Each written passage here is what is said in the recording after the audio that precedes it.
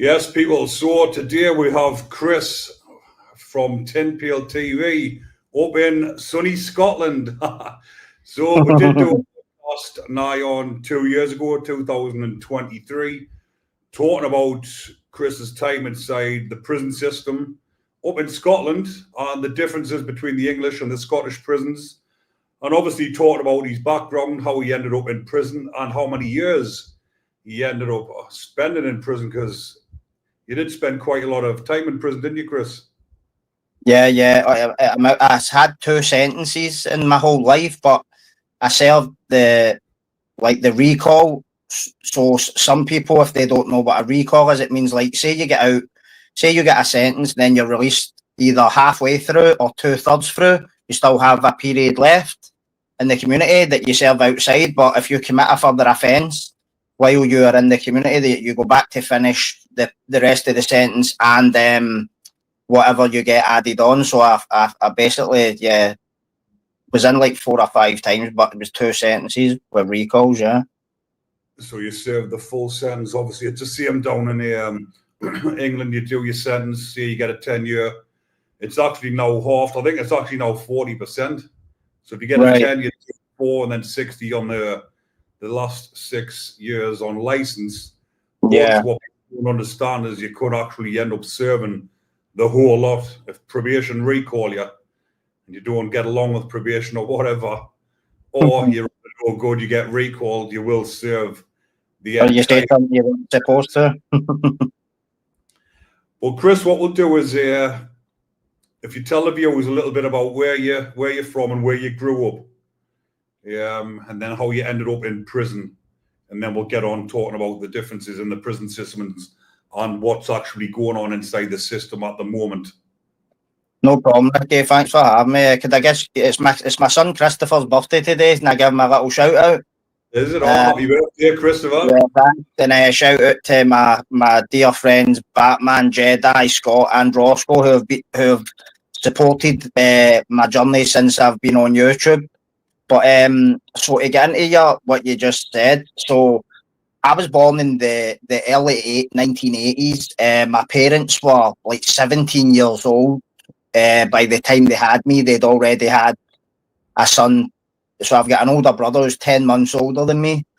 And my mum and dad were from an area of Glasgow called the Gorbals on the south side. And my father moved to the kind of periphery of Glasgow, the southeastern periphery. And that there was a kind of stable period where my dad was with a partner. There was no drug use, and you would maybe see the odd fight at Christmas or some shit, an argument or whatever. But I never lived in any sort of fear or anything like that. But then my dad met a new partner, moved to Hastings in East Sussex, and eventually took us with him. But he moved away from Glasgow because he was involved in hard drug use. No, he's a young guy, and heroin's hit Glasgow. Nobody really knew what they were taking. A lot to do with, so see, like kind of like legal highs hitting the prison. Nobody knows what it is. They're just all taking it. So my dad moved there to get away from influences in Glasgow, it was pretty. I wouldn't say it was a trauma that he moved there, but it was horrible, Ricky. See, moving, I would rather he moved to fucking France or somewhere, just because like being a Scottish kid in England growing up, not really a lot of fun at times. Yeah, people asking you to say certain words because it's funny the way you say it, and everybody busting out laughing. And I was a really shy and introverted kid, so I really felt like a fish out of water. But me and my brother had got into trouble. We were fighting in school with this older boy, and the police got involved and stuff. And my dad sent us back to Glasgow to live with my grandparents. And round about that time, so say I was 13 years old, but I had a brief period living with my biological mother, and like she was involved in like organised crime. I wouldn't say organised crime like a mansion and Scarface material, but like in about it, as we say, grafting. selling Class A drugs, but there was also child abuse, like neglect. Me and my brother were being neglected severely, physical violence, all this kind of stuff, and I was terrified I mean physically terrified when I lived with her. So I eventually went back to my dad's then in England, and then me and my brother were charged with actual bodily harm. It's for fighting with this guy in school. My brother was stamped on his face, and we got kicked out of school and stuff. And my dad let us come back to Scotland to live with my grandparents, but my dad ended up dying. So my dad's brother, my dad's sister, and my dad, they all died within a period of 13 months of each other, and all of them were in their 30s. And my dad's sister died of cancer, and the other, my dad and his brother, died in drug-related incidents. So you have this kind of this environment, this kind of simmering pot of no father figure, looking up to gangsters and stuff, and having a picture of life that may not be accurate. It might be a skewed way to look at life, but you think that's the way that the world works. And I was running the streets with my brother and his friends. We were gang fighting all the time. Like we would like basically meet up at night or whatever, dressed in dark clothing with weapons, and we would like walk through other areas looking for targets, like people. So say Ricky Killeen from, you guys call it a housing estate, we call it a housing scheme. Yeah. We would just, whatever scheme we happened to be at war with at that time, we would so say there would always be somebody who we wanted to catch.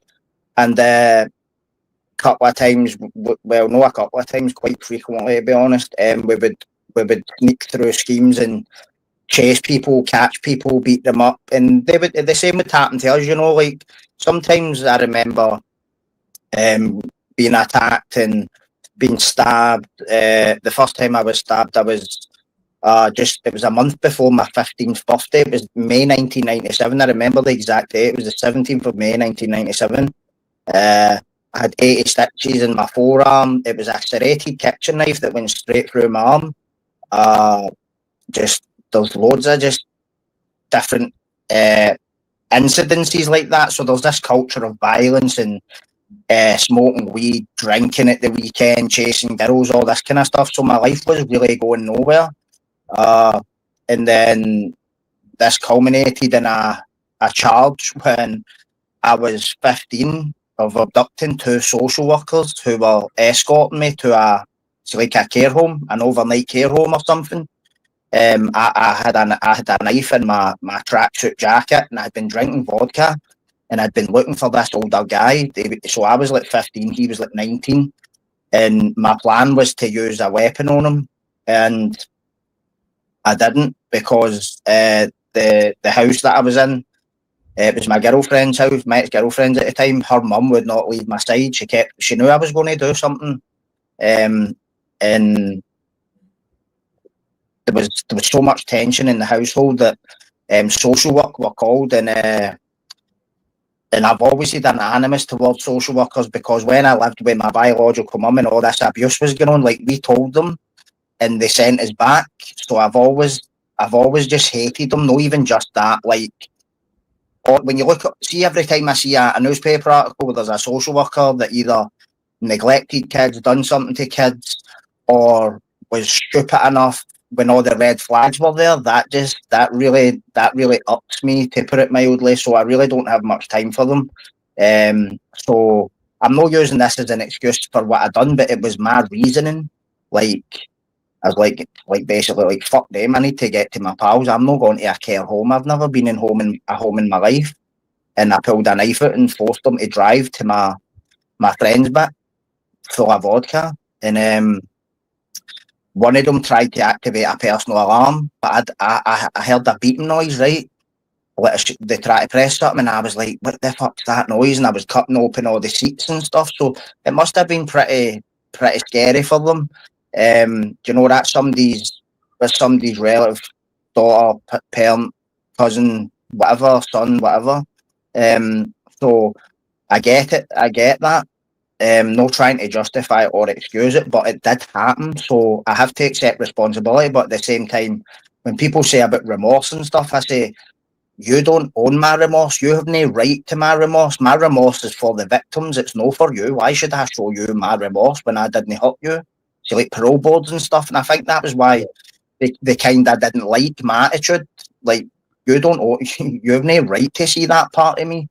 Do you know what I mean? So I got 4 years for that. At 15, I was in Glasgow High Court. And I don't know if you know this, but back then they used to be able to add time onto your sentence for fightings and stuff like that. So I ended up in England as well. Obviously, if you got into trouble, if you were doing like a if you went down the block for your nicking, you could get time added on. Yeah, it was called Added Days Awarded, ADA or something. So when I got the 4 year sentence, I was supposed to serve like 2 year, 8 months if I didn't get parole. But the thing is, while I was serving, so I started serving that sentence in a place called Carelaw, which is it's not a prison, it's like a children's home with a prison. It's treated like a prison. There's bars in the windows, there's a security perimeter, every door is locked, only one door's open at a time, blah blah blah. Like the kind of places you would see like the Bulger killers and stuff would have went when they were sentenced, like these kind of places.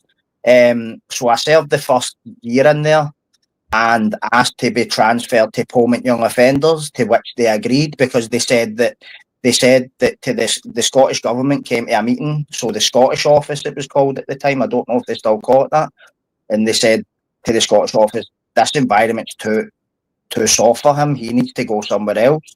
And but I saw it as a test of my character, because sometimes the members of staff would say, you wouldn't handle Polmont, you would get beaten up in Polmont, and I used to be like, well, fucking put me in a transfer then. And then while they were transferring me, I absconded. And I got 3 months added on for that, plus X amount of time for fighting. So I ended up serving, so I was supposed to be released in July 2000, but I wasn't released until October of 2000. So I got out in October 2000, went back to my old ways, and was recalled back to prison in June of 2001 and released in February 2002. So that was like my first sentence, even though that was my first introduction to the young offenders it was, you know, but even though sometimes I'd have to go through Berlin, but it was just a different time for me, do you know what I mean?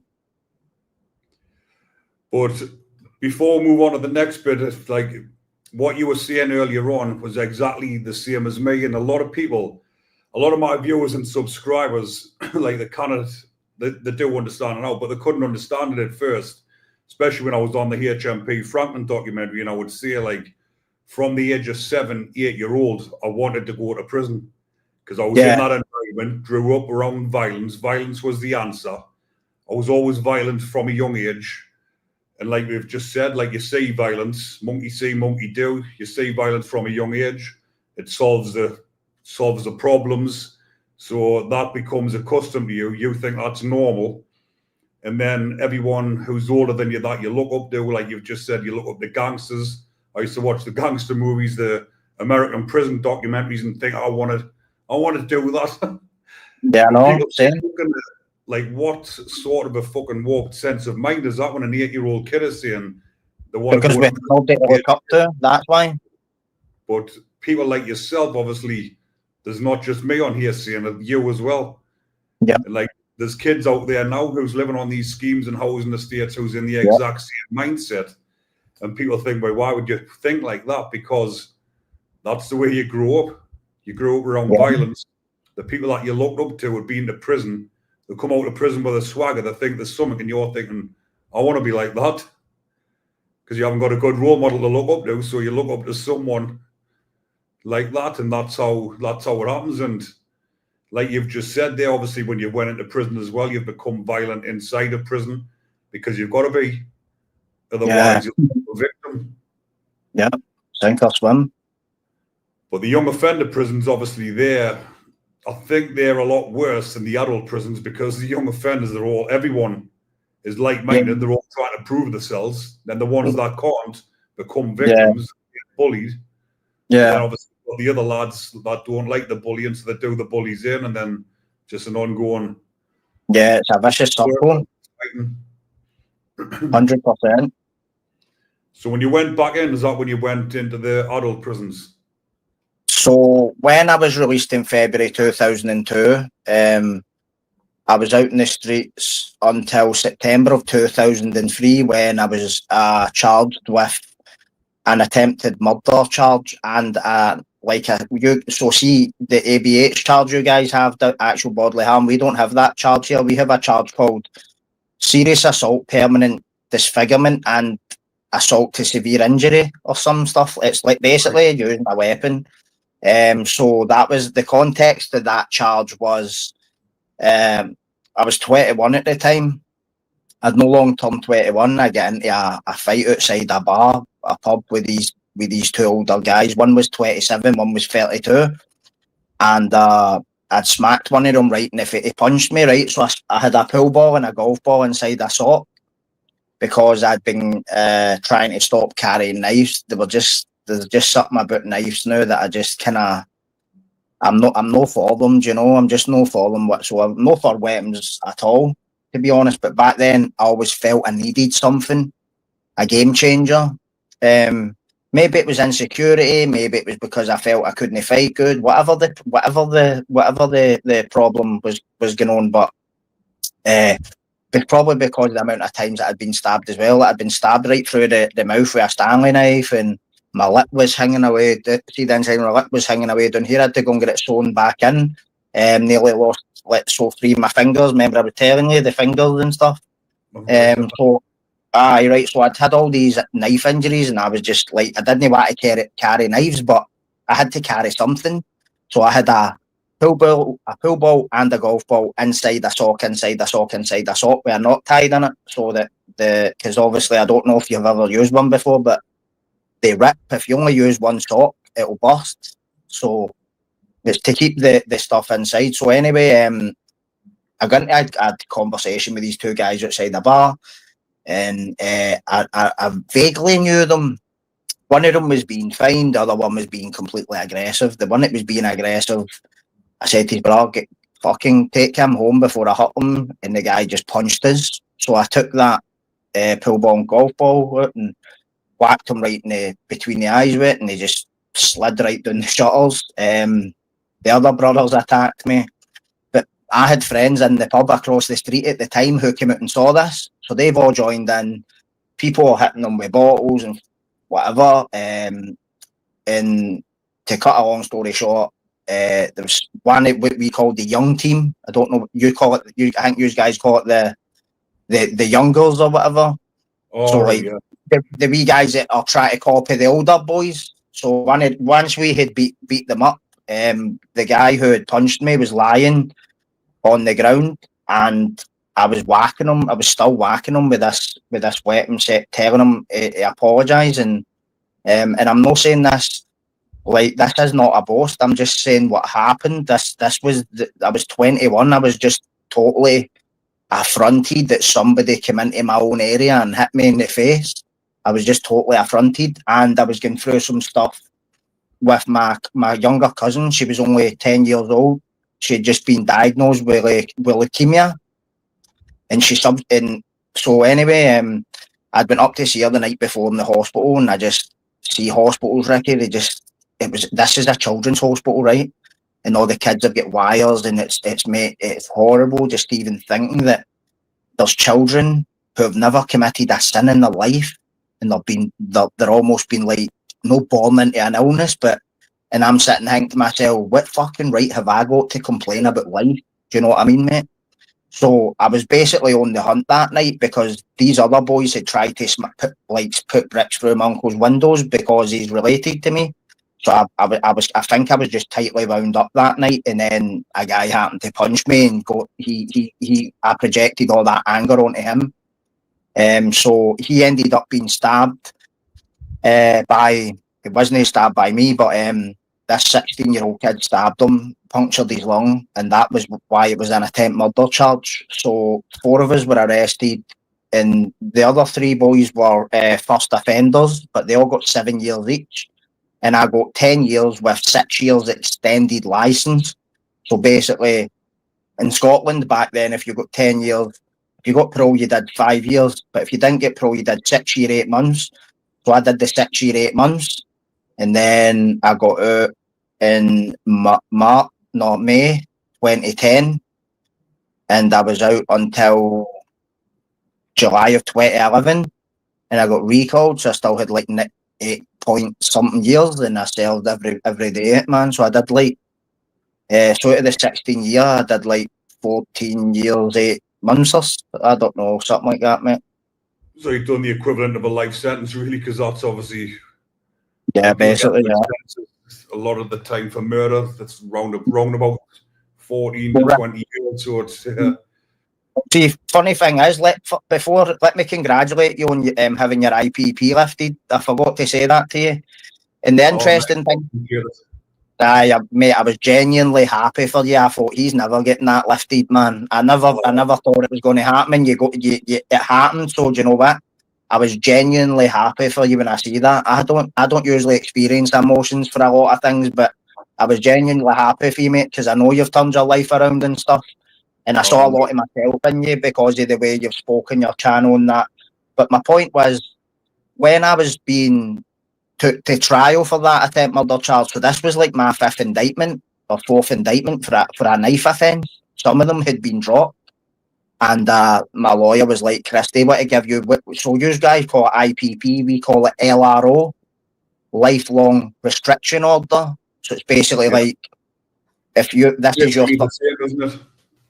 Yeah. So but I thought my lawyer was just talking shit. I was like, you're just saying that so as I get 10 years and then I go, oh, dear everybody, he got me a 10, they were about to give me life.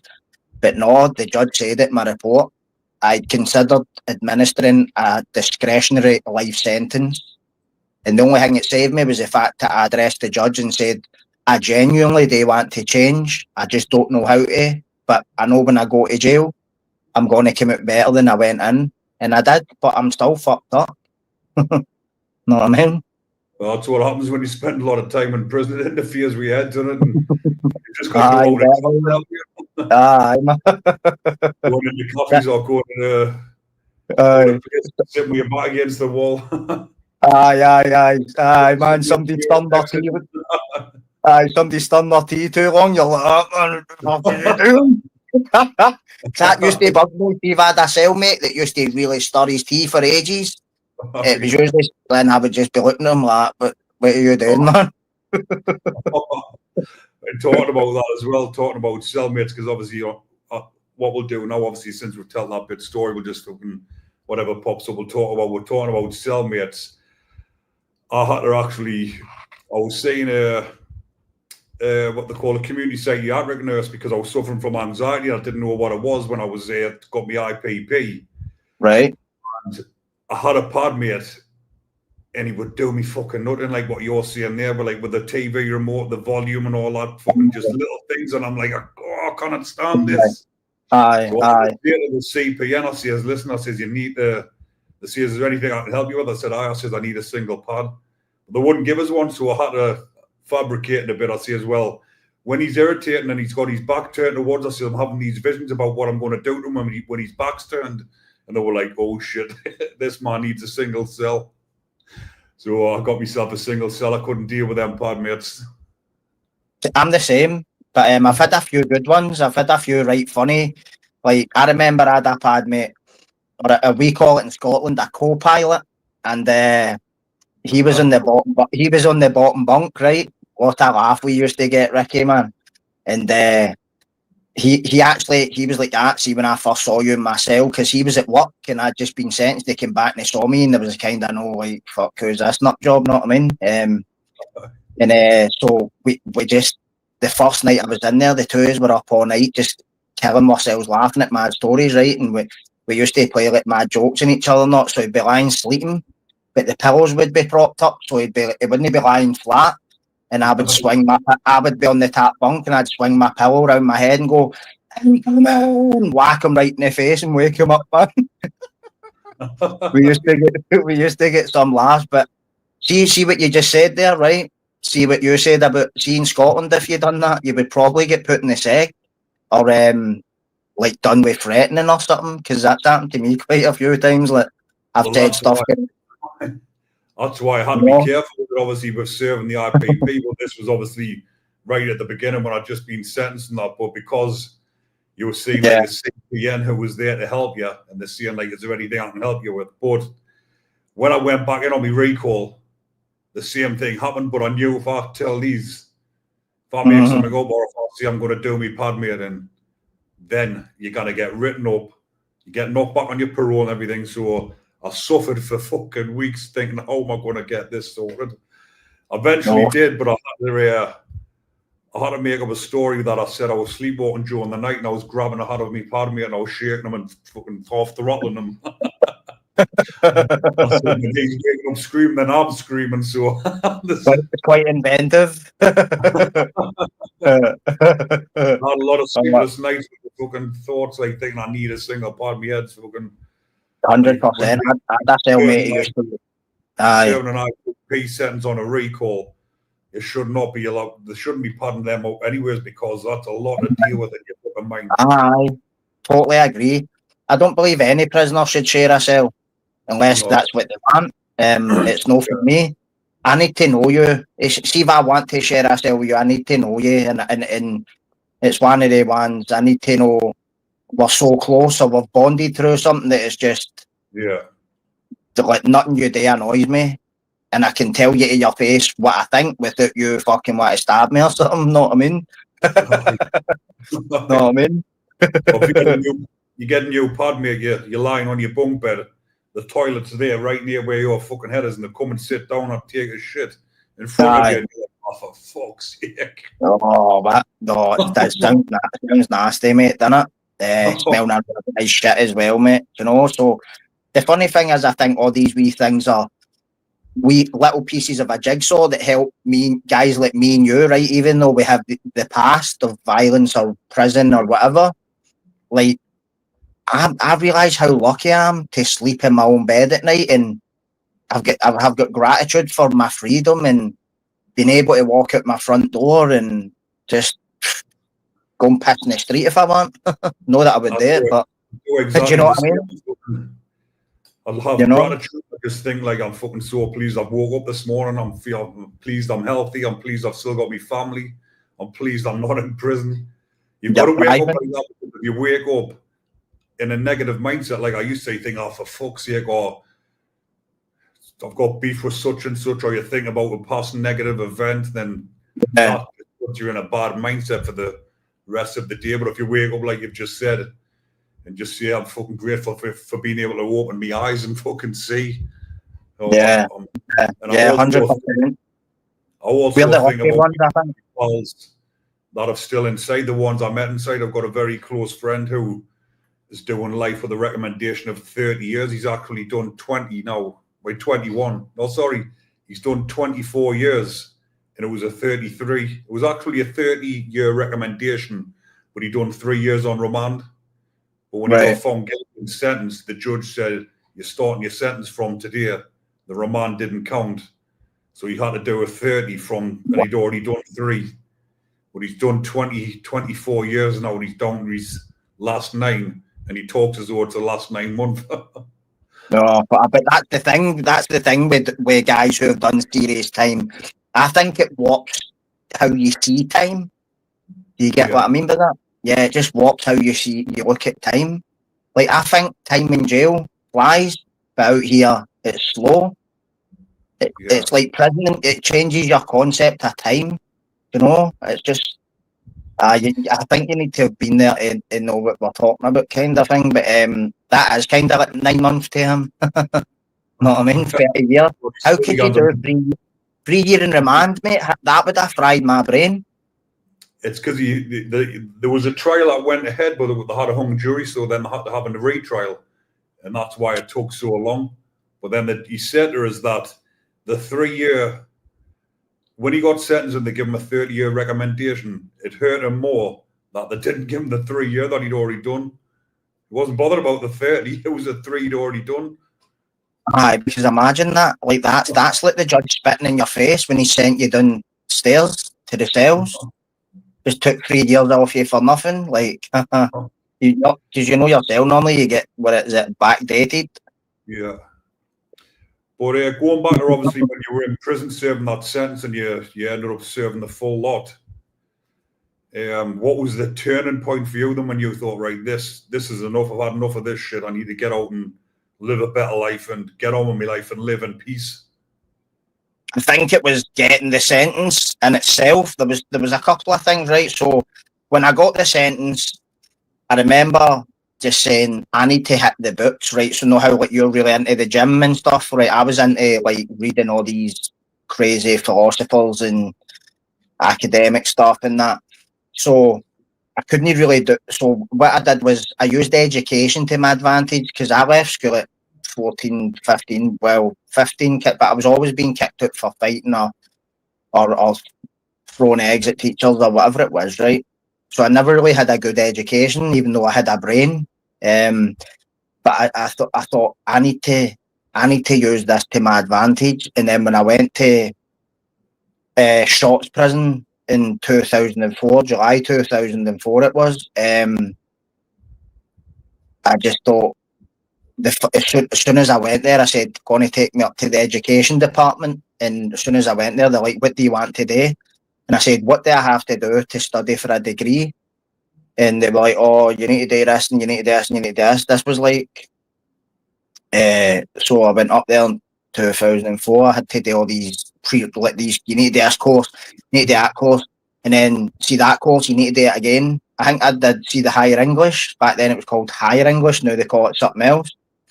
I had to do all the work 3 times because the teacher kept leaving. So it'd be one teacher and I'd do all the work, he'd leave.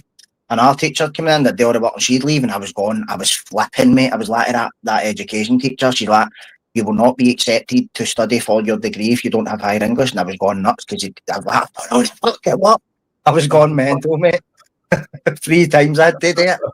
But I was so focused and I wanted it so bad that so I ended up getting on it. But I remember seeing this guy, right, who was a lifer. He was in for 3 murders that he committed like in 1984 or something, right? So this is 2004. So he's already been in it since I was like 2 years old. And he sounded so bitter. And I thought to myself, that's going to be you if you don't fucking get your act together. But don't get me wrong. For the most part, I stayed out of trouble. Like I wasn't in like when I was in from 2003 until 2010, I think I was in like 1 fight and it wasn't even recorded because it was in a cell. So it doesn't count, you know? So I wasn't in a lot of trouble.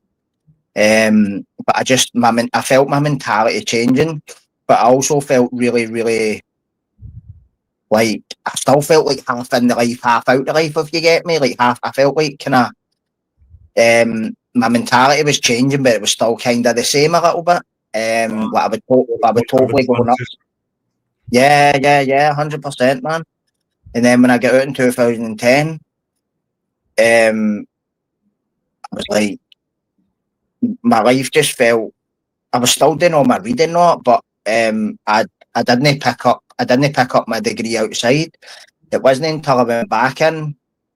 I went back to prison in 2011 that I picked it back up. And but I didn't graduate until like 2017. But the longer that I was at, when I had my son, right, so I got a girl pregnant when I was in the community in 2010. She gave birth 2 weeks after I went back to prison. So my son, who's 14 years old today, met me in Berlin prison visitors room. And the first 8 years of his life were spent visiting me in prison. The first 8 years of his life. So now I've been out 6 years, and I've never been out that long in my life. The longest I've ever been out of prison since the age of 15 is a year and a half. Now I've been out 6 years in September. So, cheers, man. So, like that, my son was definitely the nail on the head. The change was happening, but that was the nail on the head because, as we've both mentioned, like no positive male role models, which I used to laugh at when somebody said that when I was a kid. Like, fucking, who's this idiot? Know what I mean? I'm the person I want to be. You know, I didn't know I was going to change. Could never have foreseen it. But yeah, my son was definitely the just the hook for change, the actual turning point, the catalyst, whatever you want to call it. Because when I went back to prison, I just felt like I'd so let them down. I remember when I was in the police van, right? In fact, see the house that I'm in right now, I was actually lifted like right outside here. And I remember driving away in the back of the police van going, I'll boot for him starting school, I'll get parole. I was out for him going for his communion when he was 8. Know what I mean? Like, Jesus Christ. But when I got out of prison, he was so timid and shy and this and that. And now, like, he could fly kick the eyebrows right off me, mate. You know, he's taller than me. He's 14. He goes to karate. He doesn't drink, smoke. He does sit-ups and all that. Like, well done, nice one. Aye, so that's what I say to him. I go, you've got me, because don't get me wrong, Ricky, right? There's a lot of, see, this gang stuff, this street gang shit, it's kind of coming back, right? But it never left. But what I mean is, it's changing its face. Now it's not like they want to be roadmen and all this shit, right? But I can tell my son's intrigued with that culture, but he has me to tell him the realities of that lifestyle, that culture, where that is going to lead. I say, so these wee guys, like, that was just like me when I was a kid, wanted to be fucking Pablo Escobar, but the Scottish version, or John Gotti, whoever it is you look up to, right, or whatever, right? You want to be this big crime kingpin. Everybody knows who you are. You've got all the power, all the trappings of the wealth, but you don't really own that wealth. That wealth's not really yours. That could be taken at the drop of a hat. So, and not even just that, like, you're worrying your best pal's going to set you up with a cop, set you up with an enemy, fuck your bud when you're in the jail. Like, what sounds cool about that? It's only because you don't know any better. But obviously there's guys out there who are good at what they do and they're keeping out whatever they're doing. Like, just, that's not my business, you know. I'm not involved in any sort of levels or whatever. But I tell my son, that lifestyle all starts out like that. And what happens is, what you'll find is, seeing like maybe 20 years, see a lot of the wee guys you see in this life who are starting out to think it's cool jumping about on a scooter with a balaclava and a knife and whatever. Some will end up in jail, some will end up murdered, some will end up drug addicts, some will end up alcoholics, or all of the above. But there'll be a small minority who'll see it for what it is, and they will go and get a bird, a house, a mortgage, have a kid, get a job, a career, whatever. Which happens in, I think, every probably group of friends that are running a bit like that. But he has me, you know. I drum it home to him that there's no winners in that life, man. It's an illusion. It just looks good on TV, entertainment. Just use it for entertainment in the telly. So that's exactly right, 100%, mate. Exactly right, because like you say, fucking, if you don't teach your kids, they're going to end up doing exactly the same. But for the likes of us that have been through it, you don't want to see your kid doing this exact same thing, fucking going to visit them in prison, getting into trouble, going out, either getting stabbed or stabbing other people. Well, like you said as well, like, some of these kids in 20 years' time, they're going to be still sitting in prison, or they're going to be dead. And when they're out doing these sort of things in teenage years and young 20s, you don't give a fuck. You don't think about the consequences. And look at my pal for a prime example. He went in when he was 23. He's fucking nearly 50 now. And he's got another, like I've just said, he's got another 9 years. He's going to be in his 60s. That's your fucking life gone. And he's still not guaranteed to get out when he's in his 60s. Exactly. And if anything happens in the meantime in prison where you get into any fucking fight or whatever, you don't get that parole. That could end up, look at the likes of Charles Bronson, him on the pitch of Free Bronson. He's a rare enemy to himself. I saw your video, they swapped his cell. Oh, no, that was Robert Mausley's. That was Robert Mausley. He's got a new occupant. Well, the likes of Bronson, his sentence was a 7 year, I think it was, recommendation of 7 year. He's been in 50 years or something like that. Fucking that's the legacy he wanted as well. He wanted to be known as that, and I think he still does to this day, because he's got no chance of getting parole, but getting back to the point, these youngsters, like if they haven't got anyone to point them in the right direction, like us, then they're going to go down that path, and they're just going to be. 100%. There is a time that comes when it normally happens when you get in your 40s or late 30s when you think, fucking hell, it's time to settle down. But what happens if you're already in there doing that massive sentence? You might settle down in prison, but you're stuck in there. You can't get out. Yeah. Waking up, being at peace, you kind of put a price on that. 100%. That fucking watch the channel that are sitting with fucking millions of pounds and they fucking constantly got ripped every day. They've got to move house to house. They can't sit and live it. And they'll be thinking, I wish I could just live like that. They've got the reputation, they've got the fucking the backup, they've got the money, but they haven't got the peace. The peace of mind. The peace of mind, you can't buy that. No, definitely, mate. So you build up that lifestyle, what you so badly want.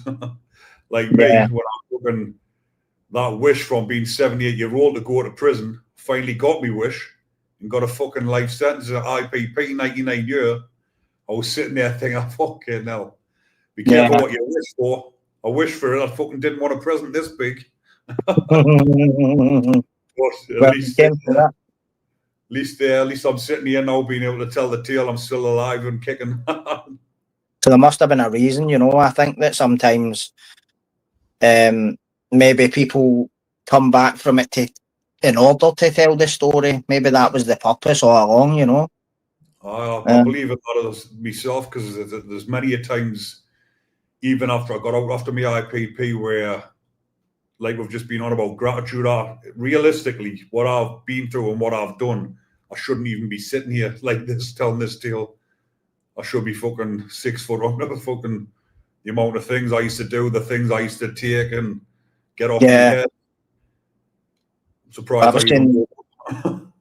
was saying that to my pal yesterday. I was saying how the fact that I'm not dead doing life or a full-blown drug addict / alcoholic or had a mental breakdown, it's crazy. You know, because you're strong-minded as well because of what you've been through as well, and I've been asked this as well. Like people have said, like obviously growing up around all that violence and then being such a violent person, how come you can control it now? Then, but my violence is always, when I look at it, the way I used to be was controlled violence, is what I would call it, because it was always people that are, in my mind, people that deserved it. I've never bashed any women. I've been with my wife for nearly 20 years now. I've never raised my hand to her, never raised my hand to my kids. So, but if someone hurt me kids or someone done something really bad, then the violence would come back up and come to the surface. So it's, the way I describe it is it's controlled violence. But I call it righteous violence. Righteous. Because I don't believe, so let me put it to you this way, right, for quickness, right? So I remember, I can't remember if it was a prison guard or a psycho or whatever, right? We were having a debate on what you just said there, like violence and how can you do this and all that. And I says, do you think violence is exclusive to people in prison?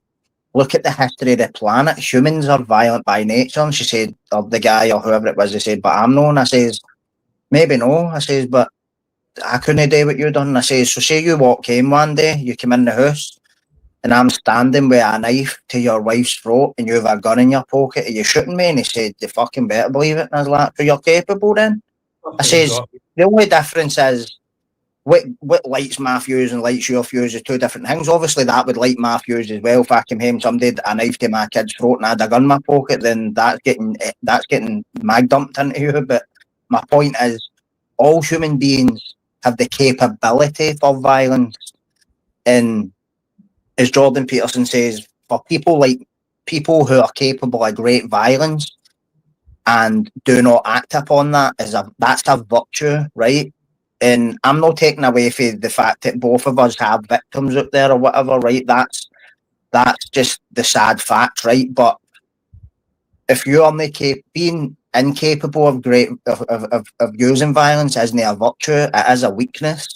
Because how could you defend your family, your loved ones, if God forbid something happens? So it's no because me and you have been in prison or we grew up in the streets that we are the violent ones. If somebody that's went the whole life and never done anything, they think they're not capable of it. No, you are. It's just you need to snap to do it. Whereas maybe I might just get pissed off and do it. Maybe back in the day, just reactionary. But now I call it righteousness because, like, I've had a few situations since I've been out in the community where I've had to speak to some people and there was no other way to handle it. A guy had threatened my kid, scared them, and this guy was just out of prison and he was bigger than me, and I thought when I went down to speak to him, I knew straight away he was going to react, so I reacted first, and I got, and he was like going for it, and he was kidding on, he had a knife and all this shit, but I can't, nobody should be, if my kid's doing something bad, which I've never had a chap at the door for my kid, but if I ever had to get one, just come and speak to me, it's no, like, I get kids can, kids can be kids, they're children, but don't threaten children, just, it's horrendous, mate. But aye, that was the point. It's right that you're doing it. It's a bad thing for a good reason. Yeah, that's it. Like I say, because obviously people on the channel have asked us that before, and I've give them that exact answer. I said, like, obviously, sometimes violence not as essential, but needs to be, or is the only answer for some things. And what I mean by that is, as well, is exactly the way you've just described it. If I was walking down the street and I've seen someone mugging an old woman, she's lying on the ground and he's done whatever to her, and I'm there street and I can see it happening, then I'm going to go over and fucking give him it. It's your duty. Is that justified? Of course it is, you know what I mean? 100%. But we don't condone vigilantism. That's what they'll say to you in court. That's what they always say to you in court, but this court does not condone vigilantism. Like, I was making a citizen's arrest, fuck's sake. The guy struggled. But in the same breath, the viewers that watch me channel now, the majority of my videos is talking about these beasts and these bacons inside of prison that are getting prison justice, and the viewers are loving watching it because a lot of them see in the comments, prison justice is the best justice. It's better than what the judges dish out because they're getting what they deserve. The likes of that Huntley, people like that who have been seriously hurt inside of prison, and everyone wants to hear these stories. So yeah, that's another 100%. 100%. I think that some of the sentences these guys are getting is just unbelievable, mate. But I do watch our videos when one of them's getting posted, mate. It's just the way it works, mate. It's the way it should work at the end of the day. Nobody's the screws are probably fucking laughing as well, you know what I mean? Oh, a lot of the time the screws want to have the screws head up, don't they? So let it happen. Set it up. Some of them. Over there, did you ever hear of the term bacon when you refer to? So bacon bonds. I know what a bonds was. I thought a bonds was like your heat, your napper, your skull, no? Well, a bacon bonds is like a bacon buddy, but it's like right. So it's like bacon bonds. Right. Now we just call them beasts. We just say the beasts or whatever. That's almost like the universal term in Scotland. The word beast just means like what you're saying, nonce. We don't. We all know what the word nonce is up here, like fucking nonce. You know what I mean? But it's really, I think it's more an English word. But yeah, don't worry. I'll spread the word if MD asks. I'll say a bacon bonds equals nonce. Spread the good word. Down here, obviously, when they put them on when they're on the protection wings, I find it quite.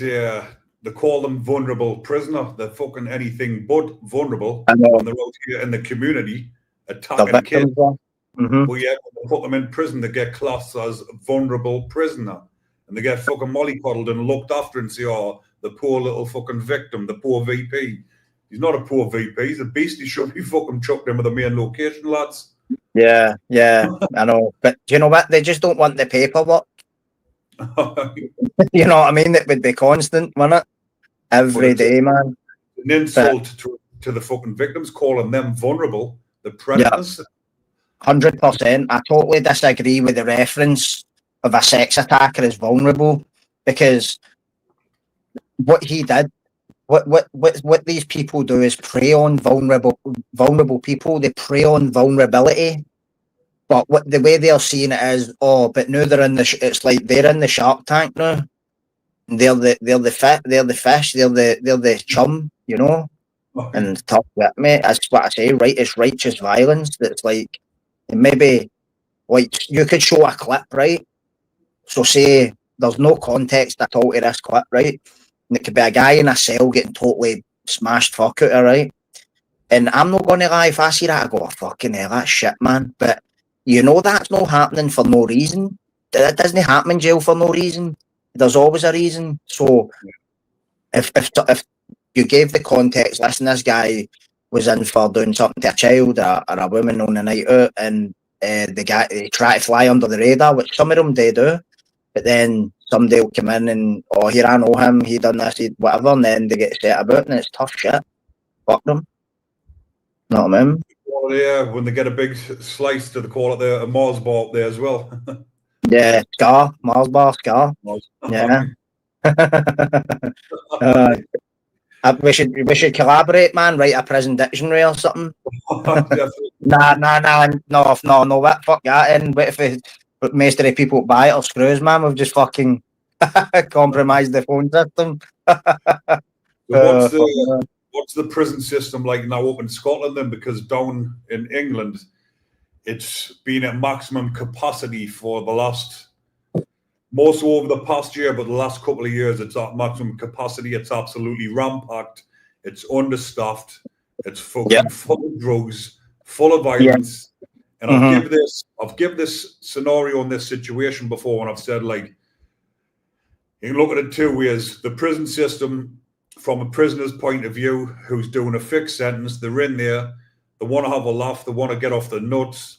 Prison is fucking a big, massive playground for them because they're getting off the nuts all the time. They've got phones, they're doing what they want. But then you get someone who's a life sentence prisoner who can't do any of that because they'll not get the parole if they get caught doing it. So for them, witnessing all this and trying to keep out of it, it's a fucking hellhole. So and if you're one of the lads that want to keep your head down, get in the gym, get yourself fit, but then you've got to witness 50 spice heads on the wings just gouging out, crawling all over what they're doing. I remember when so Spice Kiss kind of really took off up here just before I was released in 2019. Some of the things I seen, Jesus, mate, it was horrible. Like some of the things that they would do, the outbursts, and like people just flipping, rolling about the floors after taking spasms and shit. There was this one guy who it was in a guy's cell taking spice. A guy whose cell he was at a visit, right? And it was being sick in the guy's trainers. The guy left, like, he had two pairs of trainers, and he was spewing inside the trainers. Like, and I says, as he spewed all his cell and everything, I was like, imagine come back to a visit to see that another inmate had spewed all over your cell. You're not getting a move out that cell tonight. You need to clean that. Somebody's cleaning it. Like, it's horrendous. But obviously, I've been out of prison 6 years now, so I wouldn't say I keep in touch with anybody in prison, but obviously I've got my finger on the pulse a wee bit with guys who maybe I know from prison that are out in the street now and they know this and that or whatever. But it just sounds like it's getting worse. Like, it's constant. It is. Even when I was there, everybody's taking drugs. Like I was popping tramadol and fuck knows what, like smoking weed, whatever. But legal high, like, no, that's not even a drug, mate. It's like WD-40 on a fucking bit of paper, and guys are smoking it and absolutely flipping. Like, a good pal of mine ended up losing his marbles. He thought the screws had planted a microchip in his head, and he tried to set his cell in fat. Like, so there was this incident in the hall where the hall was in a lockdown, and he was one of the guys that went to the segregation. And because he was withdrawn from Spice, he started just doing this crazy shit. Like he was trying to burn his cell down, he was trying to flood it, then he would try and they would catch him trying to hang his cell, and he was doing it. He was saying there was a sniper outside the cell window that told him if he didn't put his face up to the glass and let them shoot him, that he had his parents hostage, they were going to kill his parents. And this would be like me the way we are talking just now, right? You imagine somebody come up to you and say, "Oh, that tin pail, he flipped his lid and on the Spice and fucking," do you get what I mean? You'd be like, "What, him? Like, fuck's sake." Like, you would never have thought. It was a horrible, horrible sight. It really was. And that boy died a couple of years back. They found him in his cell, passed away. So we're seeing a lot more drug deaths as well. I've noticed. Aye, man, and it's scary. You don't know if they're dying with drugs or it's got to be. What else can it be? You know what I mean? It's horrible, mate. Year on year, I was looking at the statistics, like the deaths inside a prison just getting more. It's not even even the murders as well. There's more murders happening. Murders used to be every couple of years or something. You'd hear about one. These are happening every few months. So it's there's murders. People. That's what people don't realize as well. You're going into a situation where it's a fucking war zone. People off their nuts. You've got to deal with other people's personalities. People off their nut.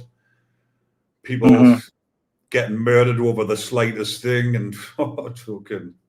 I know. Do you know what? See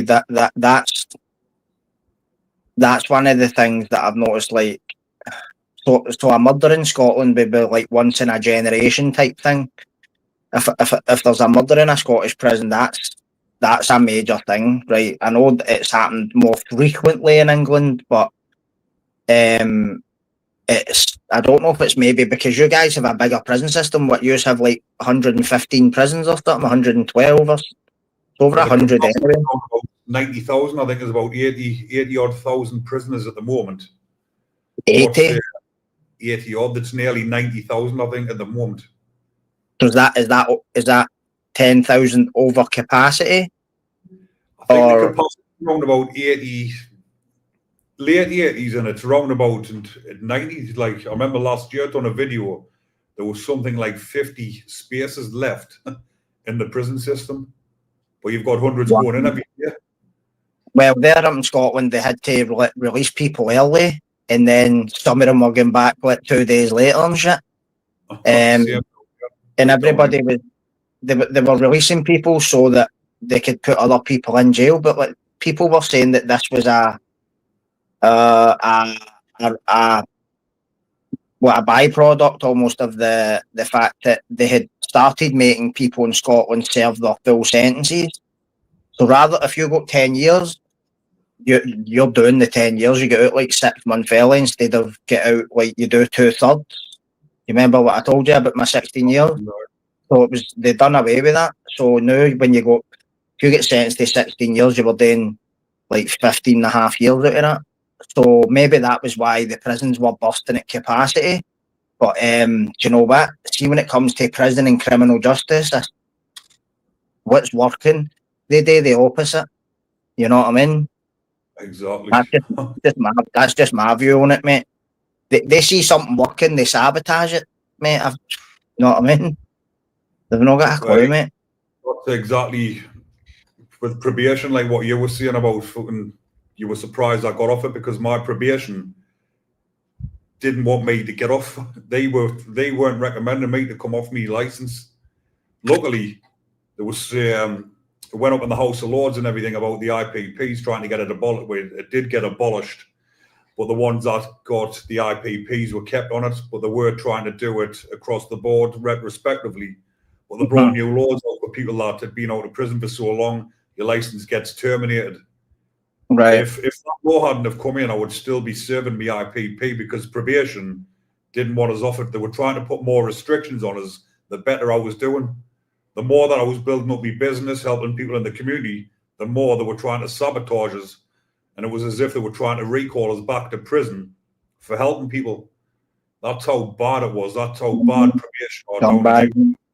I'm not sure what the like up in Scotland, whether they try and help you a bit more, but nah, well, the social worker that I had from when I was out in the community was the same guy I had from when I was 15. I met him when I was 17. He came to the young offenders to meet me. And he was basically the only. Now, remember what my first charge was? Well, my first conviction, should I say, it was for abducting 2 social workers. So this guy came to meet me when I was 17 when I was in prison. See, anytime they tried to change him, I used to just threaten the social worker, because what they would do was they would change him, right? When I got when I got to 16 years, they were always hitting me with and I smelt the hostility straight away, man. As soon as I walked in the room, you'd go to these meetings. We would call them ICMs, integrated case management meetings, right? It's basically like a mini it's like the psychologists, the screws, the governor, the social workers, the pro officers, all that stuff. And as soon as I walked in the room, mate, they tried to give me 2 different ones, right? And one of them, she was trying to sabotage my home leaves, I felt, right? She was asking my family really strange questions, like, would you be in fear of him if he came here, and what do people in the community think him and all that? Like, what? So the first time I met her, but I asked her, do you have an issue with me because of my charges and my first charge? And she said, no, if I had an issue with you, I would tell you. And I says, right, cool. And then I got my parole reports in 2008. And the things that she was saying about me, like, I wasn't really impressed with. So I ended up sending her a letter, and she got took off the case. But they says they were charging me with breach of the peace for threatening her, but nothing ever came yet. And then I can't mind who I got after that, but then they ended up saying to this guy who I had for the start, like, you're going to take that, mate. I think I'd take him out of retirement and everything. I'm sick of him, man. But you know what? I've nothing bad to say about the guy. I don't know if he's passed away now or no, but he didn't fuck about with me. I like that. Just don't fuck about with me, mate. Don't sit and piss up my back and tell me it's raining. And then, but if I'm like, because he gave me, like, I remember, Ricky, this is how much this guy did give me, right? That's how much chance this guy did give me, right? Benefit of the doubt. I remember me and my brother were fighting when I was 18, and I was terrified of my brother back then, right? And he chased me with a cosh, and I ended up stabbing him in the back of the head with a pair of scissors, right?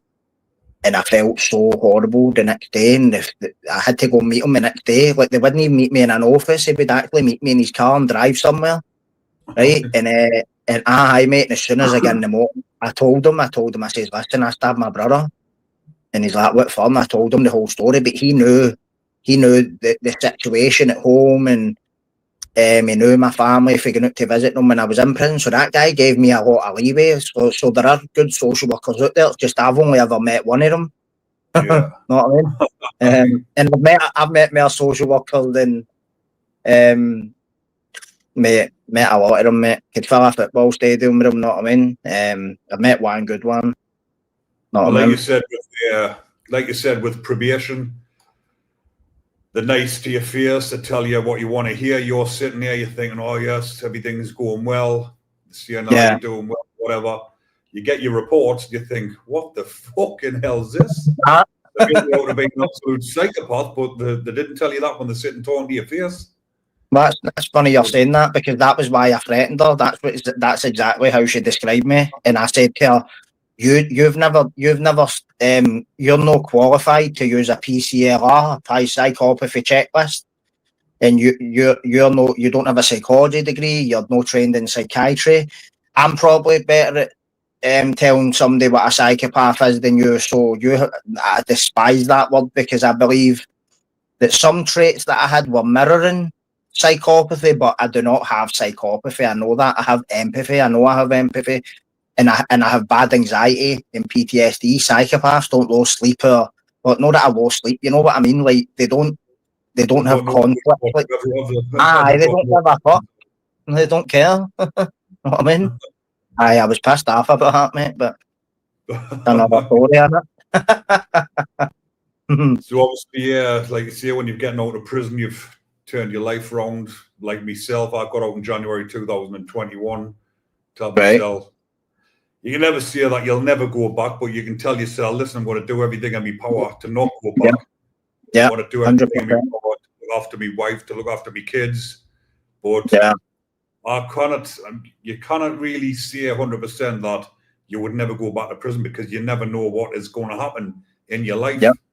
Like we say, we are protective female, we are protective alpha males. And if someone harms your family or does something, or you see somebody else getting harmed, then you're going to defend them. Yep. But that defense could end up back in prison.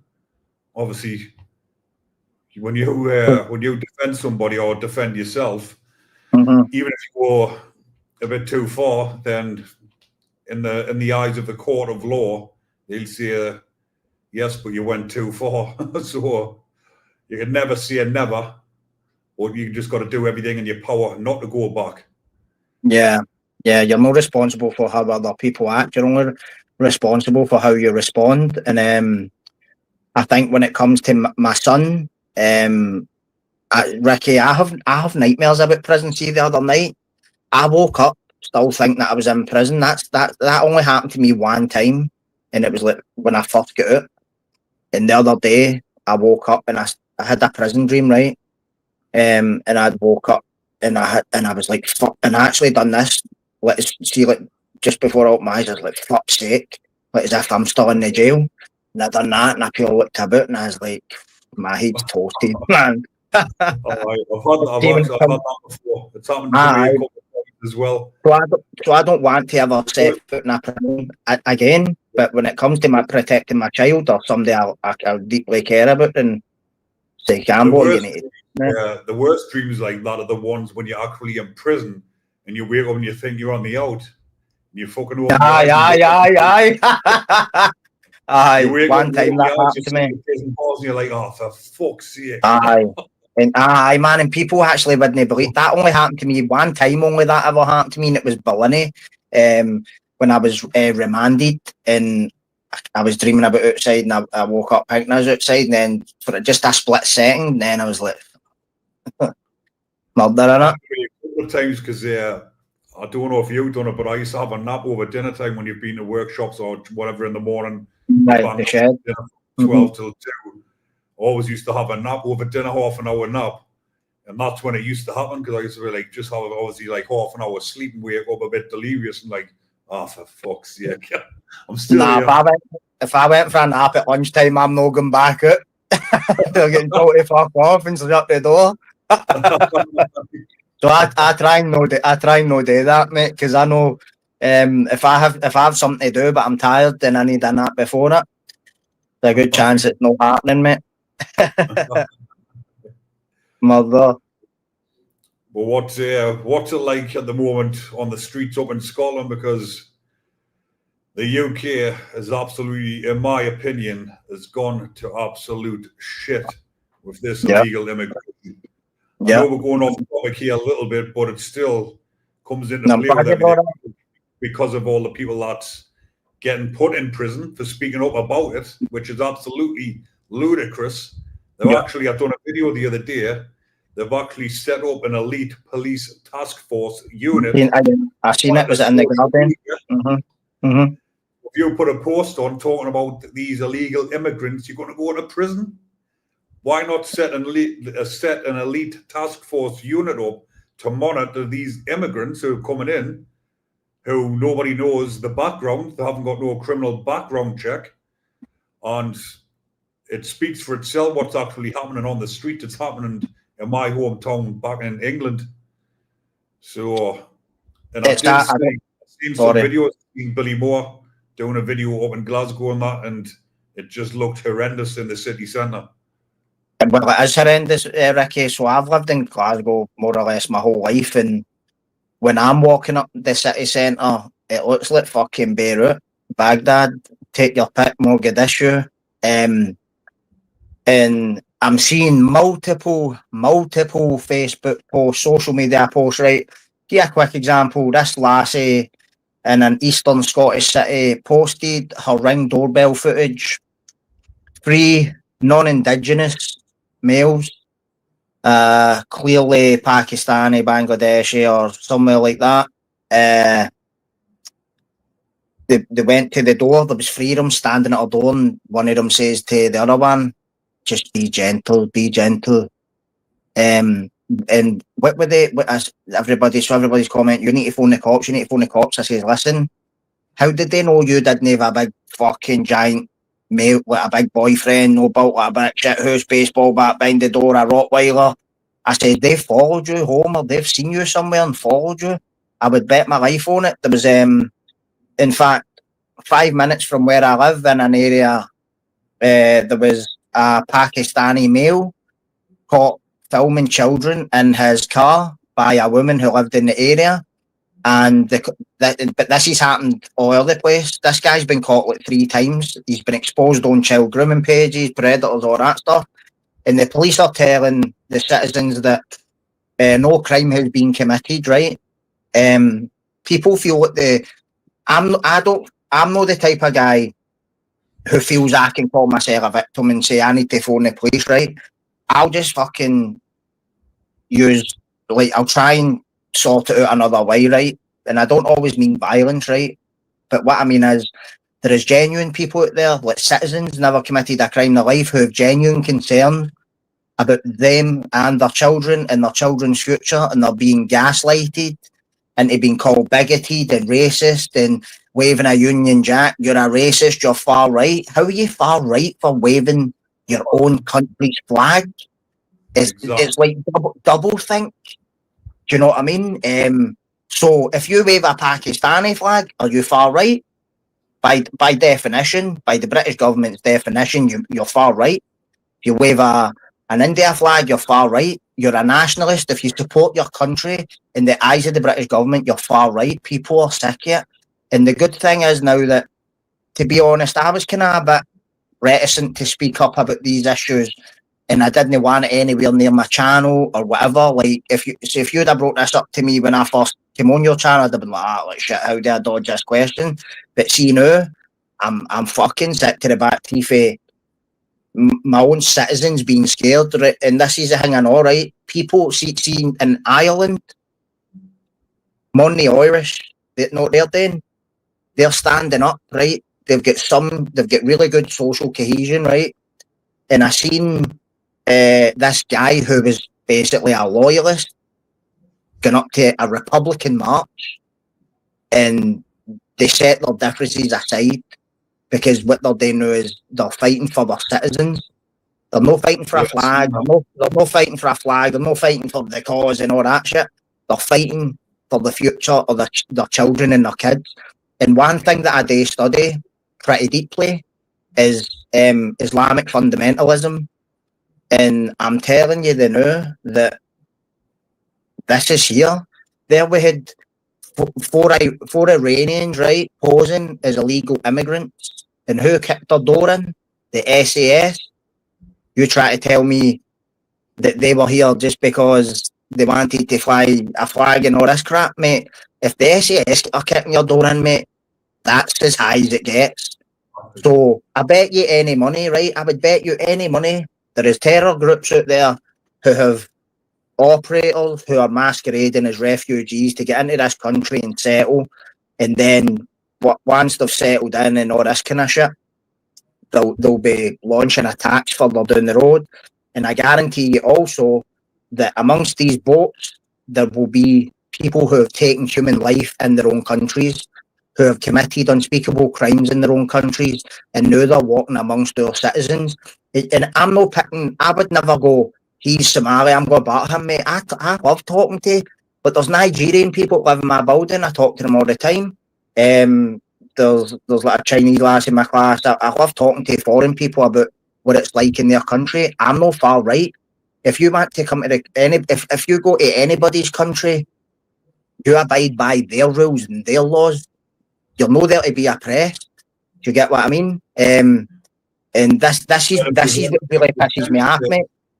If you've entered that country illegally, and you get everything given for free, but then you're still taking things from people, as in taking the dignity and whatever else. It's just beyond a fucking joke. Because, like you just said as well, I was also like that as well. So I'm not talking about that on my channel because you did get a jail. I don't want to be seen as that because I'm not far right either. I've got friends from all different nationalities. I'm actually out here in Thailand, in another country. I am a migrant over here, but I respect the values, respect the people, love the Thai people. These people that are going into the UK illegally, they're taking everything they can. And obviously they're not all the same, but they're going in there illegally. Yeah, exactly. So you committed a crime before you even came here. Up and down the country, in every town, in every city, kids are getting raped. So what is, like, you know what I mean? And then if you speak up about it or you retaliate, you're the one that gets put in prison because you put a post on or you're defending the kids or whatever. But people are afraid to talk about it, but it is actually happening. Even in the place where I'm from, it's just a little mining village. Right. Durham, just a little village. It's not like a big city. Right. It's rammed full of migrants. And last weekend, 2 migrants have grabbed a hold of a 15-year-old lass and done things to her. Like, fucking hell, what is going on? Do you know what I hate? See the people who stand, because to me, far left and far right are two sides of the same coin. I'm no far right or far left or centre right. Depending on the political situation, I'll tell you what I think of that situation, which will show you where I'm at on the political spectrum. I'm not against immigration, right? But I'm against what's happening right now, right? And it's becoming a powder keg situation where, what you just said, they're getting all these free benefits. They're supposed to settle in the first safe country they reach. Tell me something. Why are they not immigrating to Muslim countries? Because if I was a Muslim and I had to flee violence in my country, I would be going to a Muslim country. Why the fuck would I want to come to Britain? Like Britain? Do you know what I mean? And then you're getting...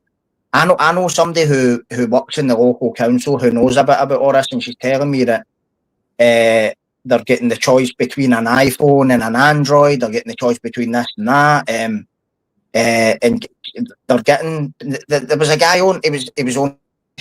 This guy I know, he was saying, migrants are not getting benefits, not. So I said I'd heard they were, but it's turned out that they are. How can somebody with no British national insurance or whatever be entitled to any benefits or anything? Somebody said to me, like, your own benefits, not. I was like, that, but I'm a British citizen. I don't. I'm on benefits because I'm like, I've got PTSD and bad anxiety.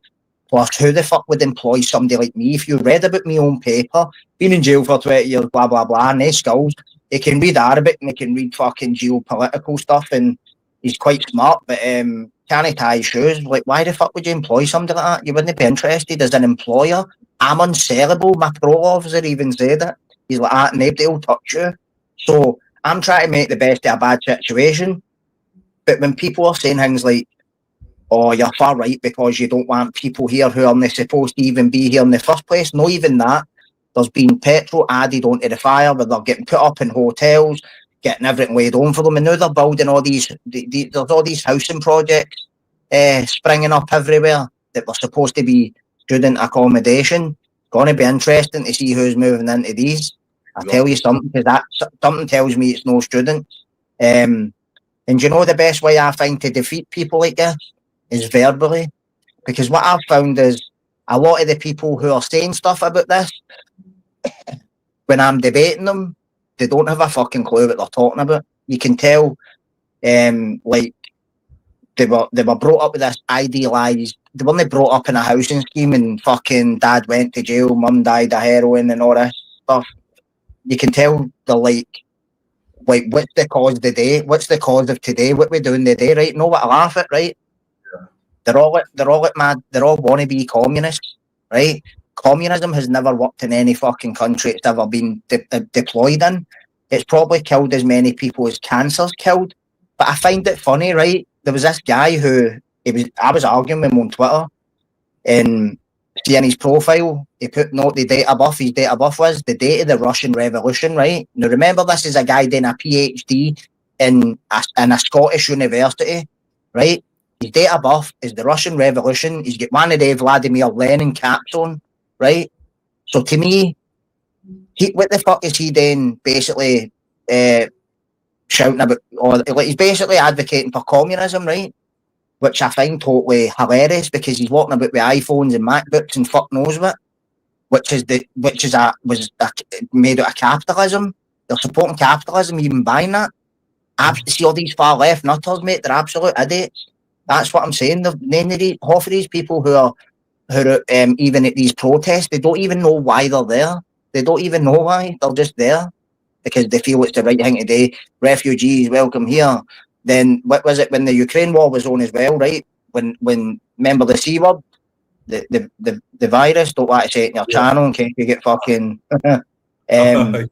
right. So when all that was going on, right, you weren't allowed to go. You weren't allowed to go and see your mum dying in a care home, but you were allowed to take a Ukrainian refugee in. What made sense about that? What made sense there? And people still believe this. I'm like, fucking hell. Know what I mean? It's absolute. Obviously, all of this interlinks with prison as well, because obviously people who speak about it are ending up in prison. All these migrants that are committing crimes are ending up in prison. What's going to happen when they're all in prison together? They're going to be forming gangs in prison. Well, they already are. They're joining the Muslim Brotherhood inside the prison system. It's getting bigger and bigger inside the prison system. That is worse. I've done a video, I think it was last week, about an Iranian migrant that raped a young girl, went to prison, and he was actually being a nuisance inside the prisons. He was a racist. He didn't like the white people, so he wasn't allowed to be padded up. He had to have a single pad because he was a racist. So why come to he was a legal migrant, so why come to the country in the first place to then go and rape one of the young children and then get sent to prison, and you're a racist, shouting all sorts on the wing, can't get padded up with anybody from another ethnicity, has to be someone from the same. Imagine a white person doing that inside the prison. That's exactly what I want to get to. It's almost like it's only racist if you're white. Like, I find that astounding, right? It's like, if somebody called me a white bastard, right? Do you think they would go to jail for that? They wouldn't. They wouldn't. Yeah, I don't think they would. You know what I mean? But if I used a racial slur, then my door would be going in. Do you know what I mean? I think that the government's compromised in some form to an Islamist bloc of politicians, that they must have something big on whoever it is, right, at the top of the government that's control. And I know it sounds mental to some people, but like, I don't get this for reading newspapers. I think about things critically. Who the fuck is sabotaging their own country like this? When a guy... So let me ask you a question. So seeing the English prison system, are they actually referred to as the Muslim Brotherhood? That's in prison there, like, you wouldn't see like they just see like the Muslims, but obviously out here when they're referred to inside, they'll say like the Muslim Brotherhood, but they do refer to themselves as the Brotherhood, to be honest. So that is right. So I don't know if they're actually meaning Muslim Brotherhood as in the parent of Hamas. So Hamas was created by the Muslim Brotherhood in Egypt. But I do know that Muslims refer to each other as brother and sister, if you get me. So I don't know what. Right. So I didn't. That's why I asked you that question. Do they actually believe? Are they actually peddling the Muslim Brotherhood narrative, or are they just calling themselves the Brotherhood like we're brothers? Because I know they. Like I talk to the Pakistani shopkeepers and I call them brother and friend and all that all the time. Like. And I actually speak in their own accent, because and people think that somebody says that's racist, and I was like, no, it's no. I says I taught a guy in Pakistan, a guy from Pakistan. I taught him English for 2 years in prison, right? And I used to speak to him in his own not his own language, but his own accent. And one of the teachers laughed to me that's messing up him learning English. And I says, no, it's no. I says he understands me better because he speaks in broken English. You know what I mean? So people need to... Like you just said, like when you're in prison, the Cockneys will say to the Geordie lads, what's happening, Geordie? Way I, man. So Aye, yeah, well, it's probably bigoted because we're the same race, but I get what you're saying. It's like somebody, if you called me a jock, right? You call me a jock, it's or a sweaty sock jock. Like who gives a fuck, mate? Or they call everybody jock down south. So, all right, jock. Know what I mean? I couldn't give a fuck, mate. It's no, like sort it out, mate. It's just we've got to a stage in the world where they're just weaponising words to get people suppressed and shit. And it's imagine what it's like even in prison. I'll tell you a story. I remember this screw, right? Listening to this, man, I was fucking fuming, mate. He says, we're thinking about doing away with the word Christmas. Right away, I jumped on that, mate, right? Fucking right away, bro. And I was like, why is that? I knew what he was going to say. And he says, so we don't offend the Muslims. And I done that to him. So we're going to do away with the word Ramadan so we don't offend the Christians. They don't have an answer for they hit out with shit and don't even... I love just catching them out with these questions because they can't debate. The left can't debate. Know what I mean? Like doing away with the word Christmas. Like, fuck off. Are you serious? In a jail? Oh, don't get me started, Ricky, man. The lefties will be watching this when I put it up and they'll be saying, look at them two baldy racist men. I know, I got that. I got that. We're all skinhead neo-Nazis and fucking... Mate, mate, the only good Nazis is a dead one. That's what I think are Nazis, mate. Them that support Nazism or Nazi ideology, to me, is just as bad as someone supporting the far right Islamist ideology. To me, they're just different. They're the same monster, different face.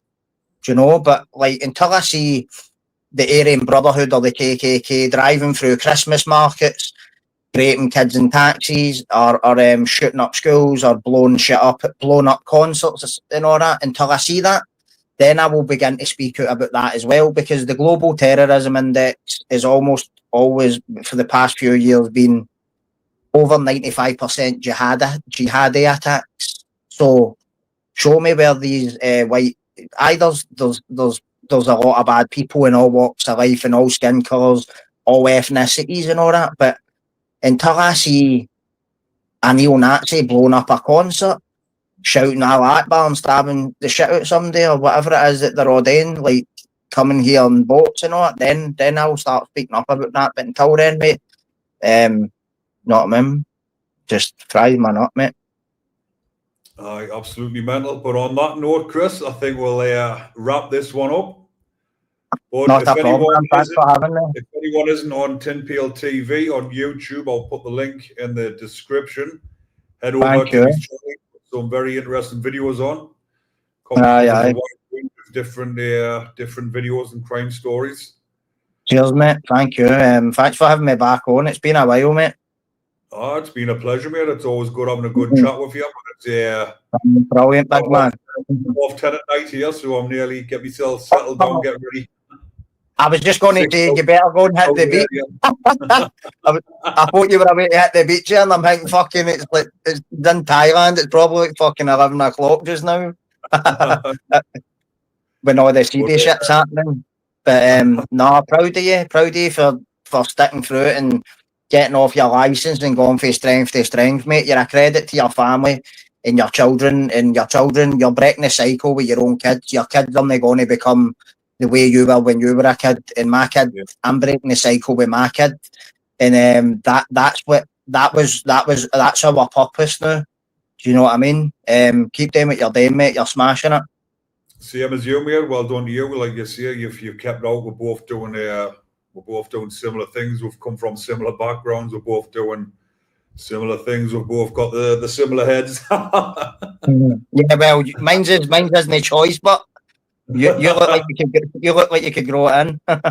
It's receding a little bit. Yeah, I fuck it, innit? Yeah, nice one, Paul. It's been a pleasure speaking to you. Take care. You too. Take care. Have a good night. Thanks, everybody.